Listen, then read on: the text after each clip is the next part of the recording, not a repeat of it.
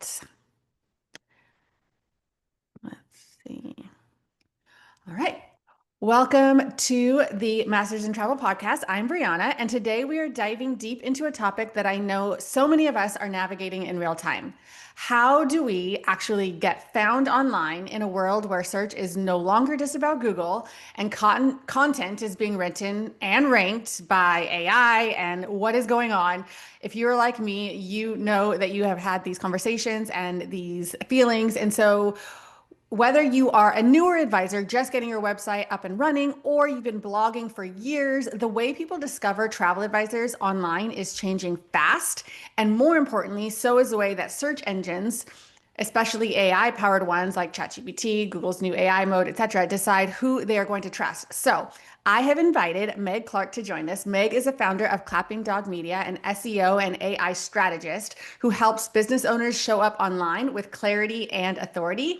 And she also has a gift for making all of this feel really doable and kind of like human. You dumb it down for us in the best way possible. So I really would love for today's episode to just focus on unpacking this shift in online visibility Sure. from what we kind of have learned in the past, optimizing keywords and all of that kind of stuff, to building authority, which I think is what I took away from when Mhm. I met you essentially this past summer at the Biz Huddle in Austin, Texas. So I'm really excited for this conversation. I feel like it'll allow travel advisors to become irresistible, let's say, Right. with search engines and for their ideal clients. So, Meg, welcome and thank you for being on the podcast today. Well, what a wonderful introduction. I'm so excited to be here. And thank you for letting me come and chat with you about the things that I get super nerdy about. Yeah, well, we love a good nerd out Here session. I So am. that's what this is going to be. I feel like why I've been looking forward to this conversation is because this is where my brain has been going like this Mhm. whole year and specifically like the last 6 months or so. But when I heard you talk in Austin, I felt like it was a very easy like way to understand and try to kind of start Sure. to wrap my head around sometimes something that can feel very like a little bit scary, a little bit unknown. And so what Mhm. I've seen you be able to do is really kind of break down why and how we're showing up online differently now and figure out like what makes sense for service providers like what travel advisors are. So that's kind of where I'm really interested to kind of dive in deep and hear all of Absolutely. your amazing insights. Before we get started, kind of just give everybody an idea of your work at Clapping Dog Media and how you got into this kind of intersection of SEO and AI. Absolutely. Yeah, I'm excited to talk about all of these things. So yeah, 100 years ago, I graduated from college as a web designer, graphic designer, Okay. and I'm outside of Washington, D.C. in Northern Virginia, and got a job, worked at a marketing and PR agency for many years. And then as things happened, my husband and I had some kids. I transitioned home. And I started to do freelance design for other women. It's kind of not just women, but really women who had had a career and transitioned home, and they were starting something. And so I Mhm. was like, "Hey, I'll build you a website." And this was like 2013, 14, 15-ish. Okay. So it's a bit ago. Mhm. And so I did that. I designed sites for wonderful women who everything from a running coach to an event planner to photographer, that sort of thing. And so I designed the website. They had a beautiful site. They had wonderful services and they got no traffic. And Yeah. so I was It like looks so good, sad. but I was like, wow. Turns out when I was at the agencies, there's like all of those other people were actually like, I was like so self-centered. I was like, it's all about the design. yeah, yeah, It's not. yeah. Um, so it turns out, so I had these wonderful friends who were clients and they got new traffic. So it was back then, like back Mhm. then when I started to dive into SEO and Google Analytics and try to decipher why some people get traffic and some people Mhm. don't. And I really stuck with it. Loved it. And I realized that there was a big gap in the market. There was a lot of designers out there who were 100 times better than me, but there was not a lot of people kind of explaining the nuance of Google and how Google works. So I've been doing that ever since and just staying in my lane, doing SEO and Google Analytics and really trying to decipher traffic for clients and conversions. And because I am forced to, I had to understand AI and Yeah. AI search. And when ChatGPT got released a couple of years ago, I loved it. And just like everybody else, I was like, "Ooh, make me a meal plan. Ooh, Right. can you write this email for me? Do all of these things." And then it became really obvious that it was actually a really good search engine, and it made your life a little bit easier because Hmm. when you search on whether it's chat or perplexity or AI overviews or AI mode, you ask it a question and it doesn't put the onus of researching all the links on you. It Right. synthesizes the answers. And as a user who, I have three boys and busy and like I'm Yes. constantly looking for things. It was I found it to be really helpful. And I was like, gosh, we need to figure this out and figure out how to be found, like, how do you get your business found on chat when it's really helpful? And I like that when you ask it a question, it kind of just tells you what to do. Like Exactly. it tells Yeah. you the answer Yes. versus on Google, which I love, and we can start talking into the differences. But you Google something and you get maybe a map, questions also asked, you get maybe some YouTube videos depending on your question. And then at the bottom, you get the links. So, and there's ads in there too. So when you Google something, you kind of have to be pretty sharp-minded to find your answer on the search result page. And that's Right. just kind of not the case with AI. So that's how I I got love it. it. Yes. Yes. That is, it's so true. It's kind of like what I'm seeing now is I actually get the thing that I'm looking for right away versus, Hmm. okay, well, no, all these sponsored things, let's get past that. And then let's get past, I don't have Yeah. time to watch a video. I just need the freaking answer. Like, Yeah. You don't have to work so hard. And Right, there right, are some things like, I don't know, like if you're looking for like, I don't know, like the best vacuum to right. vacuum up dog hair or something. I don't know. Where you do want to do the research, Yeah. but so many of my searches are like, I just want the answer. Just give it to me quick. Yeah. And I think Google has been trying to do that for a long time by adding all of these things on the search results page. So, it gives you questions, or it gives you, like, if you're looking for a restaurant, it gives you the times and the menus and stuff. It gives you all kinds of things on the search results page. But honestly, it's a little crowded and it's a lot harder to decipher than some of these AI tools. So, for all of those reasons, if you're listening and you feel really overwhelmed by getting found by AI, let me tell you, it's not as scary as it seems, and it's a really good time to get started because of the simplicity of the AI search results. I think more people are going to use it. I know I am, just 100%. because Yeah, it's same. easier. Same. So just to kind of make sure that it's clear for people, understanding kind of like the difference and also like the shift. So traditional ways that like SEO worked versus how AI searches is kind of Right. like this shift of, I don't know, maybe Mhm. walk us through, I guess, the shift because I feel like Absolutely. it used to be one thing, now it's another thing, and the thing that it's becoming influences and impacts kind of like what we do on our end if we are now in the position of wanting to be found now that this shift is happening in a different way. 100%. Let's do that. Let's walk Okay. through it. So, for years, Google was the big man on campus. Like nobody could compete with Google. If you were searching for anything, it was Google. So for literally for the past, I don't know, 10, 12, 15 years, it was Google. Like, and there was Bing and there was Pinterest and there's YouTube and there's these other search engines, but really the one that mattered was Google. If you were found by Google, the game was if you had keywords that landed in the top three search results, each one of those keywords could garner 20 to 30% of organic traffic. And the game was to rank for as many keywords as possible. And when you added it all up, you got a lot of traffic. So the game was to win for Google and to win keywords. Hmm. Now, from Google's perspective, and this is like an important nuance to understand, Google makes billions and billions of dollars from ads on the search results page. Hmm. So they want you to use it. They want you to use Google because every time you see an ad on, whether you click on it or not, they get money. Hmm. So Google wanted to perfect how to find the best answer for any search result in any language.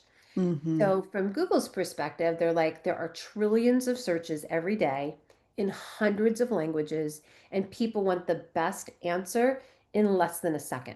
Mm-hmm. And that's what they had to figure out.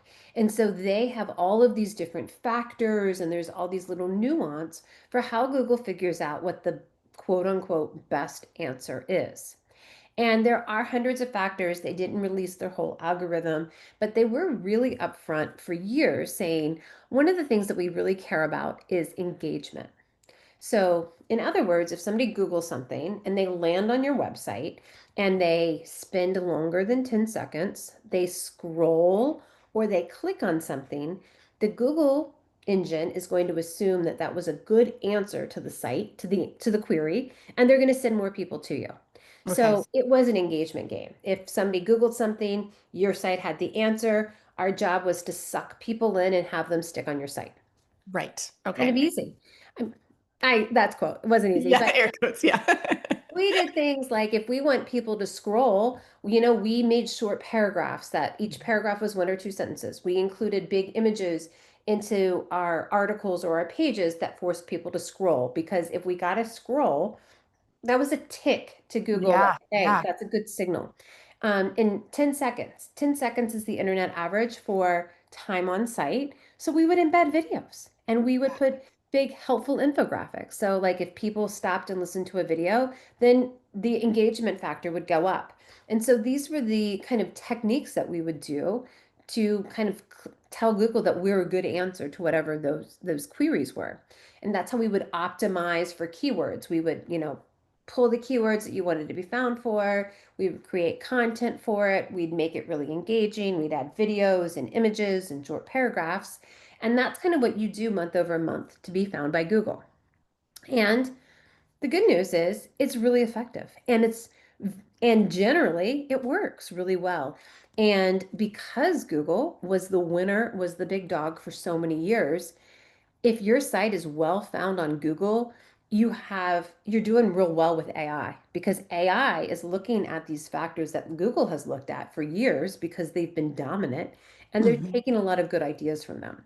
Okay. So my first encouragement is if you're doing pretty well with Google, if you're doing some of these techniques to kind of drive engagement, 10 seconds, links, and scrolling, you're already more than halfway there for AI. So I want that to be an encouragement for you. Yeah, we're not like burning it all down, starting from No, scratch. Like you not at already all. We're did just something adding to right. it. We're adding to it. I love it. Okay, that's good to know. Good to know. So that's my first encouragement is like that's Google's perspective. Hmm. And the Google would, because they were keyword driven, and keywords could be a little bit longer, they could be two or three words, but it could be like, it could be two or three words or a keyword. Google optimizes pages for keywords. So like you think of a page, it's mapped to a keyword. Somebody Googles the keyword, Google sends them to that page. So Hmm. that is why kind of old school recommendations were to have a blog, post a couple of times a month. And because the more pages you had, the more keywords you had, and the more Hmm. keywords you get, the more traffic you get. And on goes the flywheel. Yeah. And it's really effective and it's still really good. Now, enter AI. AI wants to, and you've all used hopefully Chat or Gemini or Perplexity, and they all search and they all have a little bit of a nuance. As example, like ChatGPT tries to give like quick answers like, hey, if you're comparing vacuums, here are three that you should look at. Go. Hmm. Perplexity, it's a tool that I kind of like. I've been using it quite a bit. It gives you really deep answers. And so you can talk about vacuums as an example. And we should talk about a travel example, but for now we're talking about vacuums. Um, its answers are very robust and really thick and meaty, and they provide the links to their sources. Okay. And then AI overviews are, they're on Google. There's just two or three sentence summary. Yeah. So what AI cares about, if Google cares about engagement, AI cares about expertise and authority. Okay. And what this is interesting, in addition to engagement, because AI comes to town and they're like, hey, it's real easy to create content now. Thank you to me, AI. Um, Right. and you can say that you are whoever the heck you are. You can say that you're an expert travel advisor. You could also say that you're a candle maker or a neuroscientist. And you can get content that supports that, that feels really convincing in less than 10 minutes. Yes, And yes. so chat's like, we did create this mess. We get it. However, we need to make sure that you are who you say you are. So Okay. they love all of the engagement things that Google just said, but they're also looking around the internet to verify exactly what you say you are. If you're a neuroscientist, then your LinkedIn profile needs to say that you're a neuroscientist. Maybe you should show up in, I'm sure you show up in other blogs or articles regarding that field. And so the nuance and the addition for AI is this third party expertise that's found off of your website.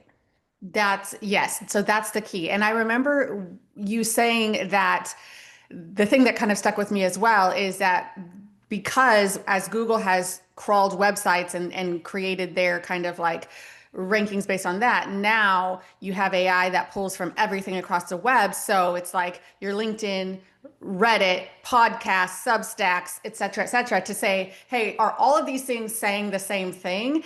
Are they Right. all like saying, oh, yes, Brianna Glenn is an expert in luxury travel, planning Mhm. amazing safaris for people wanting to go to Africa. This is my hope. So Yeah. if I can, my goal would be like, okay, great. I have this lovely blogs on Africa on my website and the Yep. expertise in luxury travel and blah blah blah blah blah. But then my goal, if I'm thinking from an AI perspective, is to say where is this supported elsewhere online? Like where can I say, hey, Absolutely. my LinkedIn articles or hey, let me because yes, for whatever reason, now I'm like a Reddit person because Reddit keeps coming up Yeah, every totally. time. You know, I'm It like, absolutely does. let me go down these rabbit holes.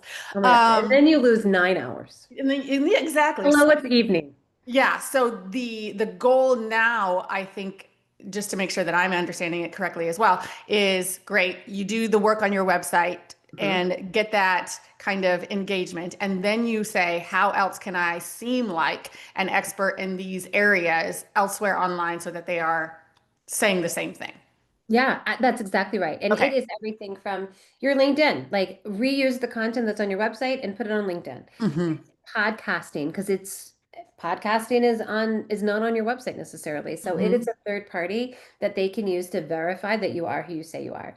Hmm. You could have your own podcast, you can be a guest on podcast, same with YouTube, same with social media. Instagram is now getting crawled and indexed. So, you know, it's it's stuff I know you're already doing. I just want to have you press in and do it a little bit more and Yeah. keep the consistency. The consistency is the key. So, And the um, intentionality, I think. Yeah, it's like, yeah, you might absolutely. be posting on Instagram, but like, are you thinking about does this kind of like coincide or correlate to the thing that I want to be known for Exactly. and found for? How can I do a better job of that? Exactly. And trying to dial it in a little bit. So it's like Hmm.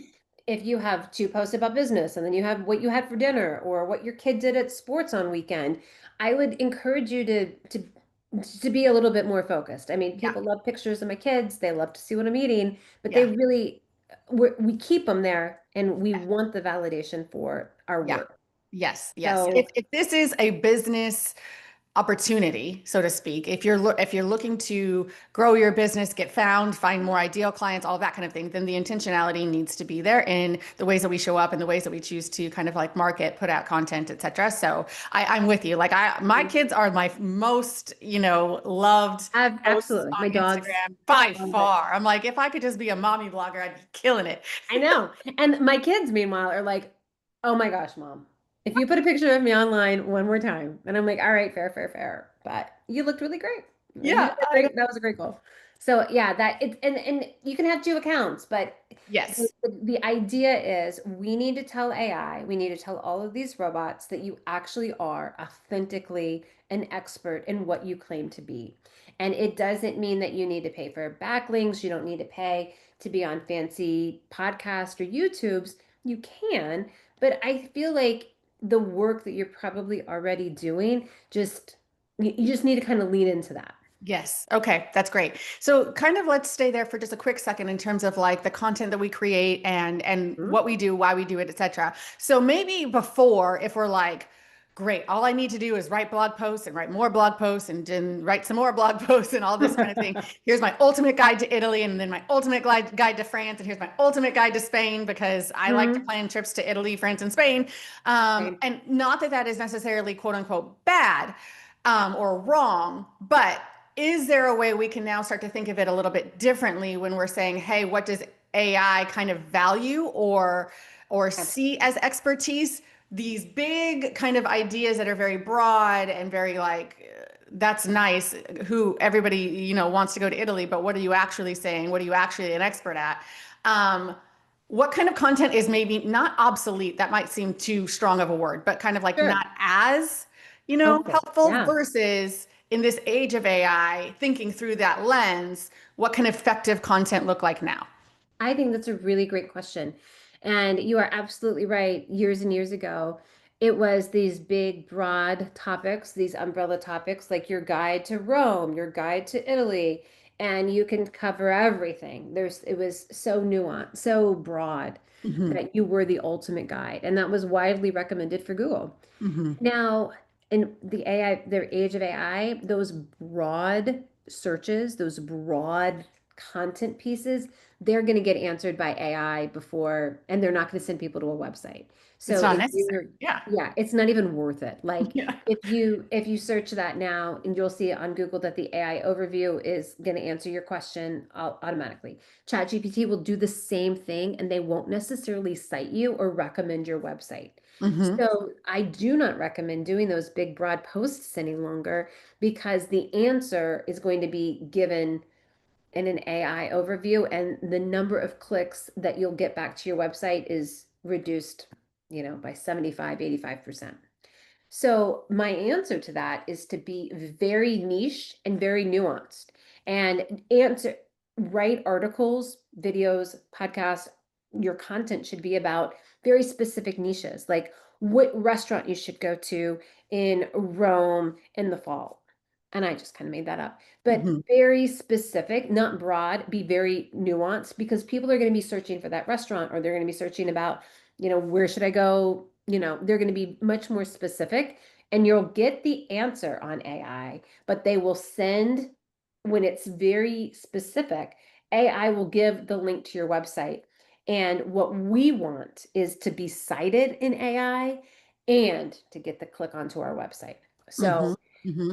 I'm not recommending big, broad content. I'm also not recommending lists, like do these top 10 places in Europe, because those tend to be third party, like TripAdvisor type blog articles. Exactly. I want you to be very specific, very like what makes you special about your safaris, like where to see the most beautiful elephants in November. If you have time in November, you need to go here and here and here to see these elephants or whatever those topics would be. But very specific is what I'm recommending to create content about. Yeah, that's a very different way of looking at it. I remember, when lists ruled the game, right? Five Yep. best this, 10 best that, three ways this, Yeah. all of that stuff. And so that just isn't going to, in this, if you this is what you're after, Yeah. getting found and being cited and all this, the idea is, hey, how can we shift our mindset? And I remember another thing, I think you said this in the presentation as well, something about this like 5% differentiator. So whatever it Mm-hmm. is that makes you unique, different, whatever. And we always talk about this, at least for me, when I'm speaking with other travel advisors in relation to kind of like creating your brand and That's right. understanding like what makes you different, like understanding that it is all of us are doing more than just the booking of a hotel, whatever. Like that's not Mm-hmm. why people choose us. That's not why people work with us. So when I'm talking to other advisors about like explaining who you are from the unique selling proposition of Why what people you want to have to work with offer, you. why people want to Yeah, work with you. It kind of, I think, is what you're saying. The same thing that we can do now with our content is leaning into that more than ever that's and right. creating content around that differentiator because it is actually the thing that only you can talk about, speak That's about, right. be an expert in versus everybody who knows the top 10 Mhm. places to visit in Italy, you know? Right. That's 100% correct. And I think you can expect to have less traffic overall. If you look at your Google Analytics month over month, I am telling you it is okay to get less and less traffic. But what I think is going to happen when you adopt this new um, method for creating content is the traffic that you actually get is warmer and they're more likely to convert and work with you. So you may have less total traffic, but more contact reach outs, more phone calls because the people have already connected with you. They've already read your nuance and what makes you different and what makes you special and they've connected with you. So those people are much more likely to work with you. Yeah, yeah. And I mean, I don't think most of us, again, are not in the business of being an influencer. So it really isn't about quantity, No. it's really about quality and finding Yeah. the right people who are aligned, who would value our services, who want to work with us. I'd much rather prefer that than Right. look at how many people came to my website this month and like Yeah, because nobody you're not selling converted. t-shirts. You're not selling chapstick. Like it's not a numbers game. Not at all. Not at all. Yeah. Let's talk about anything you can kind of speak to, tactical upgrades, what have you, for advisors, for things that they're like can do quick wins, I guess. So you have a Absolutely. website, you have blog content. What are Mm, some kind of like small, impactful ways that we can start to I do love kind of today to be like, hey, this is gonna help me, and it's not literally like building it from scratch. It's just kind of yeah. tweaks or changes that we can do to what we've already done or just add on. I love this. I have some really great ideas that I have been using with my clients since I think we started doing these in March, April. I'm looking at my calendar up there, March, April, and I can tell you without a doubt that they work. So listen up. Okay, the first thing I want you guys to do is to go through all of your old, first of all, take a little break from blogging because we're going to work on the archive of articles that you already have. So Okay. Okay. don't feel this pressure of like, well, I have to get a blog out next Tuesday. Give yourself a pass because we're going to go through the archive of content that's already there. And it's really effective to think about this way because it's already in Google's index. It's already been crawled by AI, but we're just going to zhuzh it up a little bit. And the first thing I want you to do is take all of your articles, and if you have hundreds of them, take the ones that perform the best or the ones that you want to perform the best, and use AI, load your article in AI, and ask to give it a 1 to 2 sentence summary of what the article is about. Kind of a TLDR sort of thing, like too long, didn't Mhm. read. And Okay. take that summary and put it at the very top of your blog post. I'm like, hey, this blog is about my favorite restaurant in Italy in the fall. Boom, whatever. And that we are seeing again and again show up in the AI overviews on Google. Like now, Google doesn't even have to do the work of reading the article and scanning it. We've given them the summary.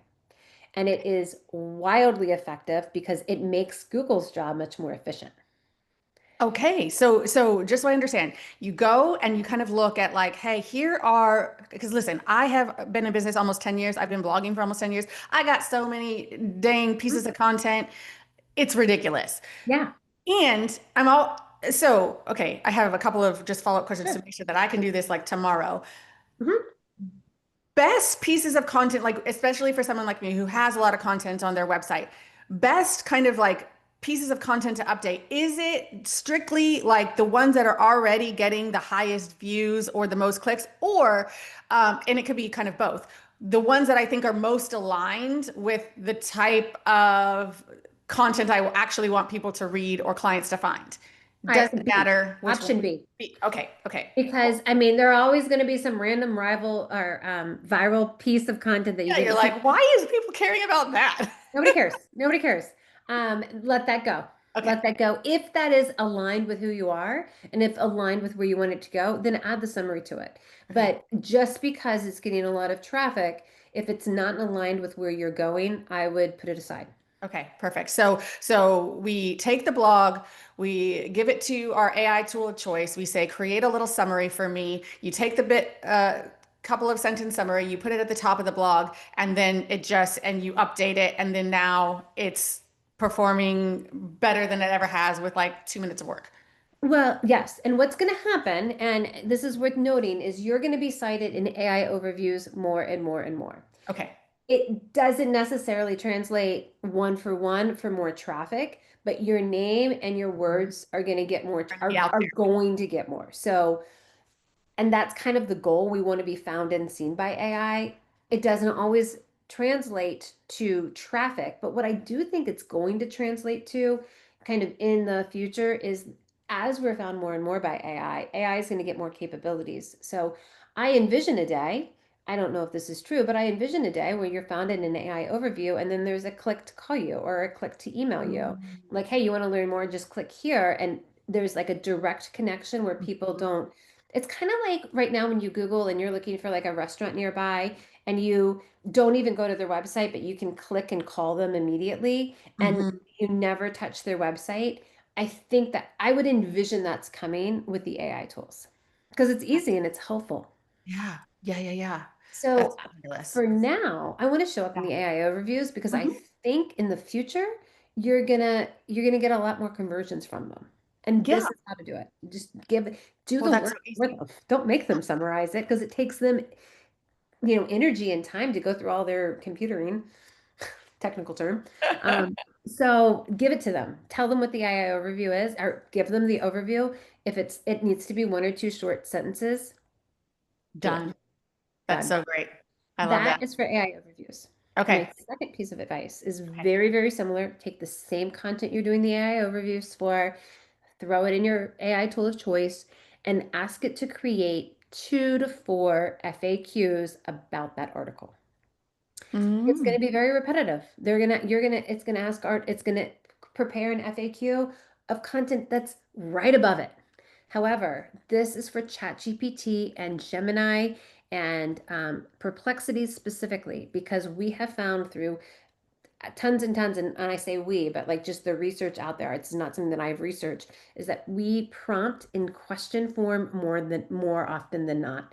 So if Mhm. you can do the same thing where you ask a question like when yeah, ask a question in your FAQ. If that question has already been asked and they can scan and see it, and then the answer is provided, you're saving them computing energy, and then they'll just give them your FAQ. They'll just put your FAQs up there and then the link and cite your source.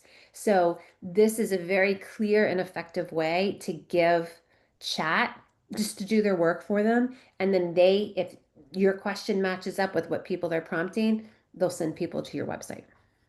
Okay, so now essentially our blog articles have the 1 to 2 sentence summary at the top Mhm. overview, and then the FAQ at the bottom. We've And given them a hat and some shoes. I love it. Dressed for success. They are dressed for success. They're ready to go. That's exactly what I would do. So that's why I say take a break from Yeah. creating Okay. new content and Okay. go through the content that you've already created that's underperforming. Yeah, that's great. That's great. Is there anything worthwhile in actually updating the post itself? I would leave that to you. Okay. If it needs to be updated, is it Okay. outdated? Is Yeah. there newer content? Is there newer pictures? I mean, we're still going after the engagement factor. So if you have better Mhm. pictures or a video, or you can put in embed a short or something to keep people engaged on that page longer, because we still care about Google. People still use Google. Google is not a dinosaur yet. So if you have things to update, then update it. But it is not, you don't have to. Okay. Okay. Good to know. Good to know. Good to know. Um, this is really great, and I think something that everybody can do Yeah. easily. It's like Yep. literally the easiest kind of like check this off this afternoon and kind of just I'm gonna do it just like a certain number of posts per week. Because like I Yeah. said, 10 years of content, I'm like drowning in my content right now. That's right. And we all are kind of drowning in our content. And like because of ChatGPT, it's so much easier to create content. It's only going to get worse. So Yeah, you do need to take just a step and like, okay, cool. There's already so much content out there. How do I make mine more effective to be exactly. cited in AI? And it's a long game. We want to be cited kind of over and over. We want them to link to us. But my goal for you is this is the AI search is a brand awareness and lean into that because You will get traffic from AI tools, you will get clients from AI tools, but it's going to feel like a smaller number than 2 to 3 years ago from Google. And that's going to be okay. Yeah. And brand awareness, I mean, it plays a part. An important part in the whole kind of like pyramid of just, building your business, scaling your business, growing your business, all of those things. It's like, yes, great. Especially in our industry, word of mouth, referrals, like there's so many people that rely on that. And there's nothing wrong with that. It's great. Right. If you're doing That's a not great going to go job, away. yeah, people should talk about your business. However, there is always room and space, and Mhm. hopefully people are wanting for to be discovered by people outside of their bubble or circle. And if Absolutely. this is the way that it happens, like you have to lean into that. It's like the same thing when social media came on. Absolutely. Yeah, it's just like, it's here. This is what we do. You can't This ignore it. is now, this is whether you can't push it off. Yeah, This is here. And I would encourage you that most people are not proactively doing things. There's kind of afraid of it and trying to think about, wow, what do I do next? What do I do? And my encouragement is, hey, you're probably halfway there if you have 10 years worth of content and Google loves that. And do a couple of these tweaks and don't feel overwhelmed. Like, just put it aside for a minute because it's everybody's building the plane as it's flying. We don't know where it's going to end up. We can guess, but yeah, I can tell you that over the last 3 to 5 months, I've been testing these techniques and they work. that's So great. do those. That's great. And now I'm totally blanking on the name of the website. So maybe you know of this one or another one. There's a kind of like, I guess it's an analytics website, and there's like a Mhm. free version and a paid version, but it essentially also has, and who knows how like accurate it is, but it has this dashboard of how often you're showing up in specifically AI searches. So ChatGPT, Perplexity, Gemini, etc. So if you were utilizing kind of like these new tips and what have you, and then over time just kind of tracking like, hey, Yeah, is there an uptick in the way that I am showing up for AI searches, kind of just to kind of validate and verify this is actually absolutely. working, this is worth my time, et cetera, et cetera. I think what you're thinking of is Uber Suggest. Does I that think that's it. Yeah. Yeah, and it's pretty good. I will say that it's so ubersuggest.com. There's a free and paid version. Google Analytics is not great at this. So I think we don't have a great analytics tool yet on Okay. how to I think that shows Uber Suggest shows trends and I think it's great. I on my website and my client's website, on the contact form, I'm like, how did you hear about us? And that Uh-huh. is one thing that we're doing. It's also not 100% accurate because people always just say other or internet. I know Stop. No, from, I want to know. but I think trending, I can guarantee that trending, you're gonna get more and more clients from AI search, Yeah. and AI is not going anywhere. And I Yeah. think there's going to be a day where it's just AI. So you Yeah. might as well, Might I as don't know well what that day looks hop on the like. train. Hop on Yeah, the get on a train. train. Okay. To wrap up our time, I just have a couple, like I call it lightning round. This is like Sure. quick wins, no pressure or anything like that. But what's one thing travel advisors should stop doing on their websites that just doesn't matter? I love it. Putting up content that's big, broad, and boring. Okay. Big, broad, boring. No big, broad, Don't do that. boring content. What's okay? If somebody is, this is for newer because we've already talked about like what people can do if they've been blogging and they can update their blogs. If you are new or if you don't blog, right? You're just like, I have a website for people just to come and fill out my form, Mhm. but I don't actually update content. So if this Yep. blogging is new to you or you're a newer advisor, what's one blog post or article that they should write this month that would be helpful for them to start getting found? What makes you different? Why working with you is different? That why you're special. And put that on LinkedIn or Instagram or put that Mhm. somewhere else. Make it a carousel. Use Mhm. that content again on a third party platform. Perfect. What is one underrated visibility platform that advisors should consider using? Ooh, well, that's really great. I'm gonna go with LinkedIn because LinkedIn, there's so much. It's like it has had such like a boring reputation for so long, but there are so many people who use it on a daily basis Yeah. that whether they're looking like maybe they're looking to hire or maybe they want to show you about a thought leadership. They're also thinking about their next vacation Yeah. and they're on there and if you can kind of entertain them or grab their attention, I mean, your clients who it's the same people who are on Instagram or on your website are also on LinkedIn Yeah. and you should show up there. So Yeah. go to I love these. that you said that because literally I've been on LinkedIn like for purposefully, I guess I've been on LinkedIn for forever, but Right. purposely for like the last 6 months because this is my new kind of like place to try and like Yeah. focus on and kind of start to see what works, put stuff out there. So I'm really glad that you validated my decision there. Yeah. A mindset shift you want people to have about AI and content creation. It's not as scary as it seems. And you are really good at what you do. You have a really good business. And the trick is just telling AI about it. You don't Yeah. have to be different for AI. You just Yeah. need to be more of who you are. That's good. That's really good advice. I have loved this conversation so much. Thank you for being incredibly helpful, for being refreshing, for making it easy for us to understand and grasp, because I think that makes it a little less scary.